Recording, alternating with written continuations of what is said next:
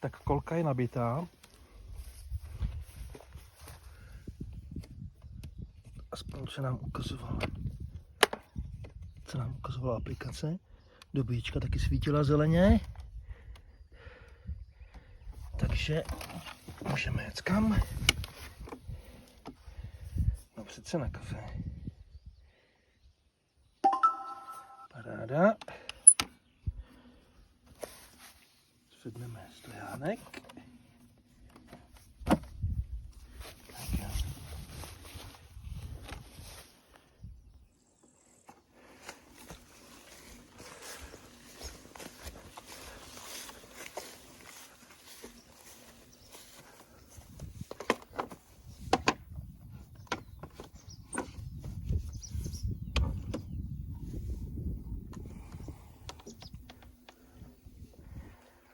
Vosa pojede asi s náma. Ahoj, chci s vámi sdílet tyhle pocity, co mám, když jedu na jednokolce takovou krásnou krajinu.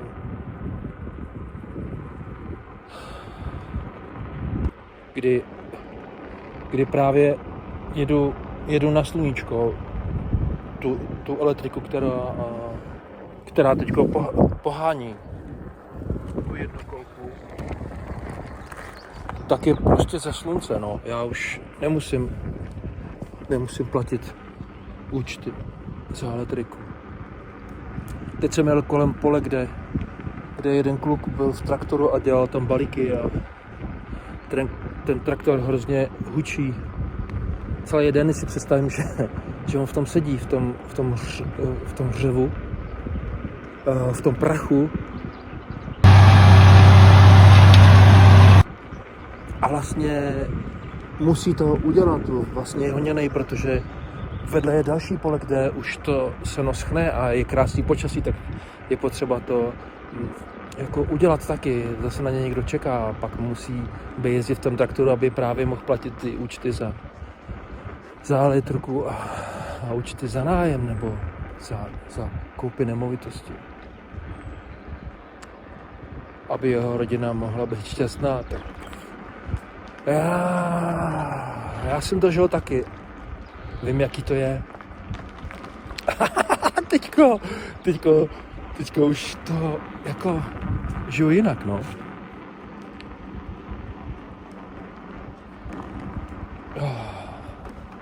Je to krásný. Že je to možný. Teďko s touhle technologií, co tady je, teďko, co ji tady máme na planetě, už je přístupná, tak můžeme žít jinak. Víc svobody. Heslo dne, svoboda. Tady je zrovna jeden. Sedí v tom celý den.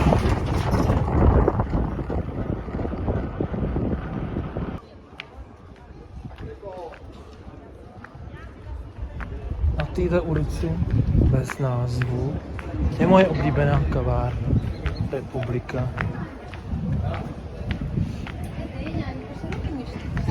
Podívám se. Vůbec nikdo tady není. Dobrý den, moje oblíbená kavárno. Čau. Mír s tebou, bratře. Myslíš, že je ještě čas na jedno kafe? Jo, na tebe. Pro mě, no, jasně. To je jasný. Jediné místo ve Valách. Když se ptám, veď. Tak je vždycky. Jo.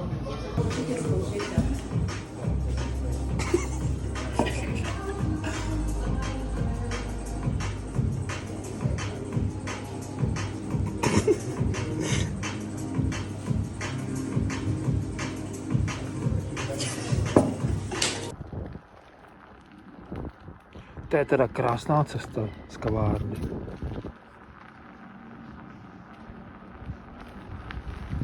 V Karlových Varech máme teďko filmový festival.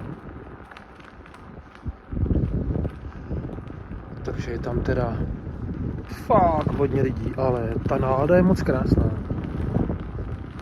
A kafe tam je fakt výborný. V kavárně Republika v Karlových Varech. A našel jsem si tady takový krásný stezky. Fakt nádherný, kde se tady moc krásně jede. A díky tomu, že mi vzali řidičák, tak si fakt tu cestu můžu užívat úplně jinak. Je to dokonce ještě lepší než na motorce. Na motorce, když člověk jede, tak ještě nemůže jet takhle pomalu, jako na jednokolce. A tady si užívám ty vůně různých strání, kde jsou různý, tady zrovna teda jako nic nekvete mimo té trávy. A pak to, co nevidíme, ale je to teda takže jo, tady jsou třeba tady kvetou tyhle ty krásky.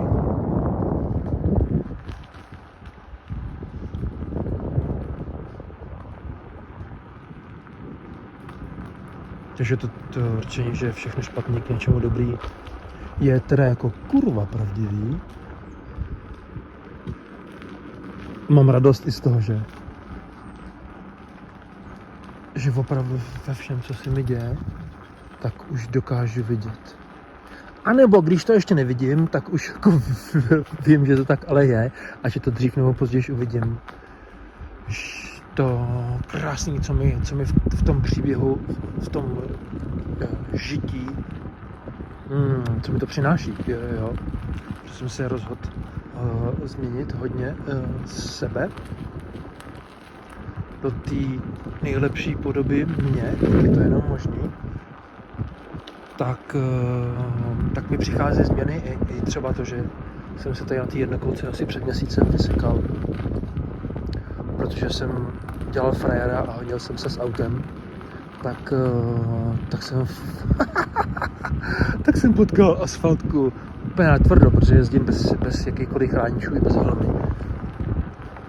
Tak mě teďko bolí fakt, už je to trošku lepší, ale skoro každý kousek mýho těla a jediný, co vlastně jako můžu už dobře jako je stát, takže na ty jednokolce zase už můžu jezdit, ale to tělo už mě nepustí jezdit tak rychle, jak jsem dřív chtěl, že jo, jako být prostě frajer a jezdit na ty jednokolce fakt jako frajer hodně rychle, aby všichni čuměli, ty krásy, taková krása. A teďko, jak jezdím pomalu, nacházím ty krásné cesty. Ty voní, ty borovice a smrky. Ty květy a ta tráva, i ty kameny, když jsou rozehřátý, je to cítit. Je to cítit, jak to sálá tady z toho břehu. Zpátky, ty. A přitom já jako nechodím moc rád, jako daleko, takže jako stojím a taky si užívám cestu. To je.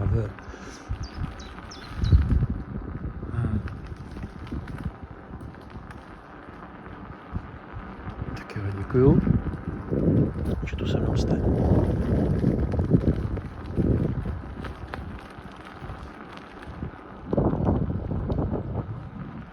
A v kavárně jsem si to donabil.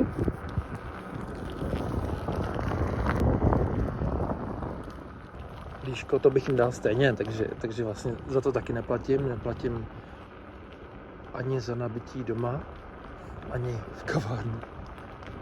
Takže jezdím fakt vlastně gratis.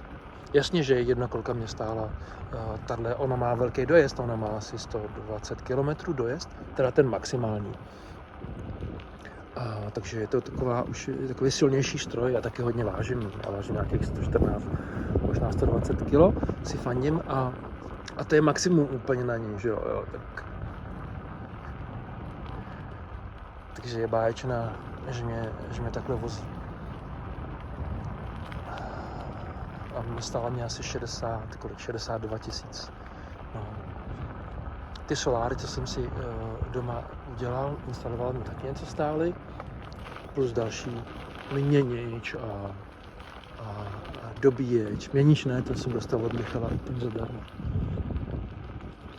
To je zase výhoda právě toho života v komunitě, že k nám do Země souznění přistál takový blázen Michal, který je blázen do toho, co miluje, což je úplně úžasný.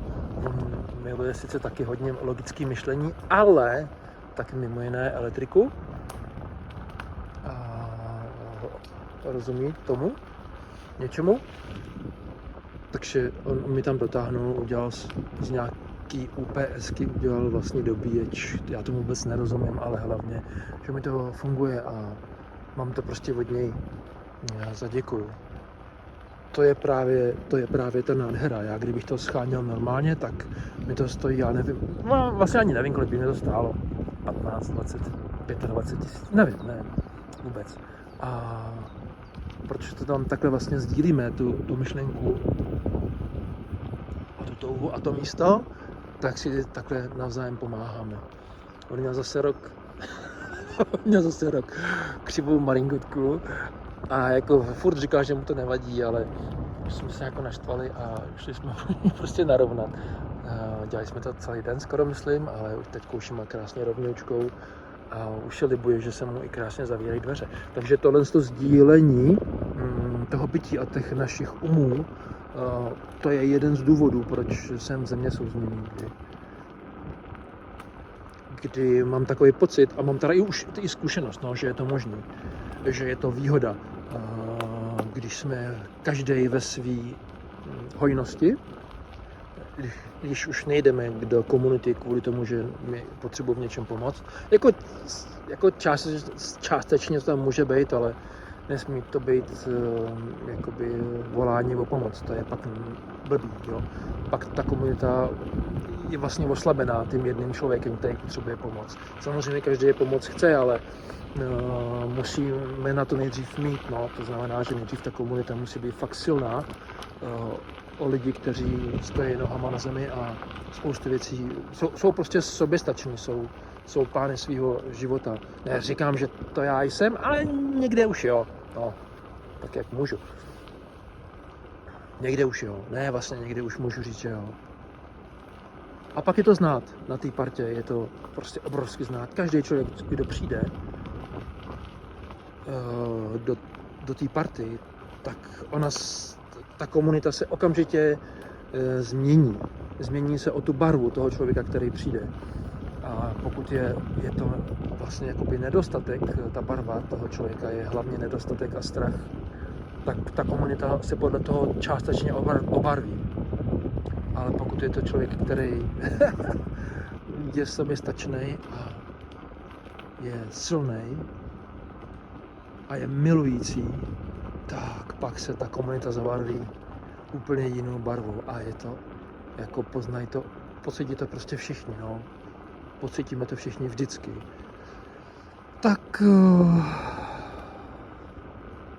tady to hodně vidím u nás.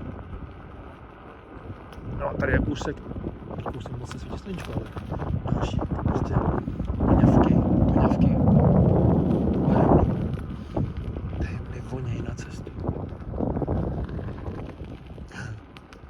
A já se tady prostě úplně klidně jedu tou krásnou krajinou Cedernou. Tak tady je můj elektrický systém. Tady je raz, dva, tři, čtyři, dvakrát v řadě, tady 8 baterek. Tady já říkám v řadě, ale já vlastně nevím, jak jsou zapojený, jestli se je nebo v řadě, on mi to Michal pořád vysvětluje. Já se ho pořád ptám, ale ještě mi to úplně nedotfaklo. Tak, tady je nabíječ. Teďko je 6 hodin ráno a na ty panely ještě jakoby úplně nesvítí sluníčko. Ještě jsou ve stínu. Takhle. To jsou panely, které nepotřebují přímý svět a přesto už dobíjejí.